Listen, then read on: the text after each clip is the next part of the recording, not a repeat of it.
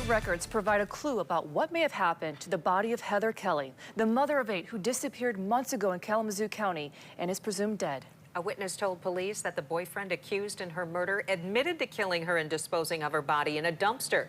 Yet police have not searched any landfills and say they are not planning on it. Target 8 investigator Ken Kolker has that story. Police say there's plenty of evidence that 35-year-old Heather Kelley was killed in December 2022 and that her obsessive boyfriend, Carlos Watts Jr., was the killer. What they don't have is her body, despite months of searching. Obviously, our goals were to find the person who did this and hold them accountable. That process is currently ongoing. And secondly, our main concern is trying to find her. For no other reason than to bring some closure to the family. According to an arrest warrant affidavit, Watts told someone that he struck Kelley in the head before dumping her body. The affidavit does not say where that dumpster was or who provided that information. But other court records show that Watts' brother Jordan admitted to police that he, quote, burned Heather's car at Carlos's direction and that Carlos killed Heather with a hammer or other blunt object due to infidelity or issues within their relationship. If this witness is accurate, is there a chance that she's in a landfill? Well, I think at this point, not knowing where she is at all, I think there's a chance she could be anywhere. Kalamazoo County does not have its own landfill. State records show that most of the 280,000 plus tons of waste produced a year in the county goes to 2 dumps: Republic Services CNC Sanitary Landfills near Marshall and Best Way Disposal's Orchard Hill Sanitary Landfill in Berrien County. Obviously, the difficulties in doing that are immense, if not impossible. Depending on whether or not you have enough information and detailed information to not only identify, say,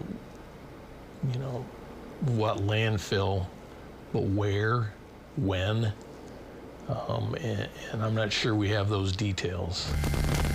Landfill searches are not often fruitful, and they're expensive. The government in Canada recently pledged $40 million, $30 million in U.S. dollars to search a landfill for the bodies of 2 Indigenous women murdered more than 2 years ago by a serial killer. 3 total days, got about 750 man-hours put into the search. In 2010, Grand Rapids police picked through the South Kent landfill for 3 days for the body of 2-year-old Jocelyn Martinez after her killer told them that he had thrown her in the trash. The fact is she may have been incinerated the first day. It's a long shot even being here. We would go up there and give them a briefing on what we did that day. Forensic scientist Paul Laska oversaw the search for the body of 10-year-old kidnapped victim Andrea Parsons in a Florida landfill in 1993.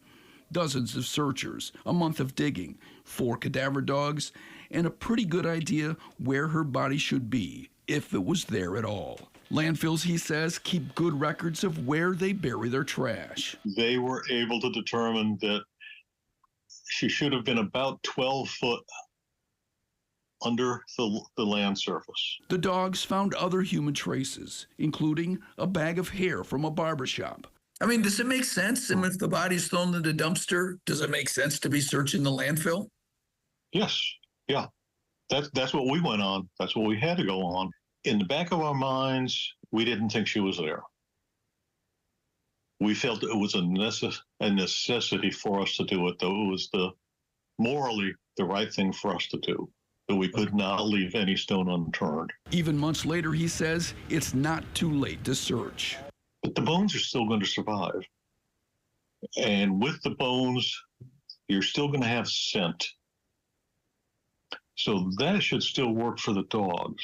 At first we saw the helicopters, and then we knew something was up, and then there were dogs, a lot of police, and we could see that they had found stuff. In a neighborhood near East Michigan and Sprinkle Road, next to where Heather Kelley's fire-damaged car was found, some residents remain convinced that her body is not far away. I do think she's either back there in the woods or she's in that pond. The pond where she watched divers search. The search, neighbors say, went on for a week. In the adjoining woods, police found women's underwear, women's jeans, boots, and a do-rag. Tests found the jeans and do-rag had DNA from Kelley and from Watts. Have you given up hope that her body can be found?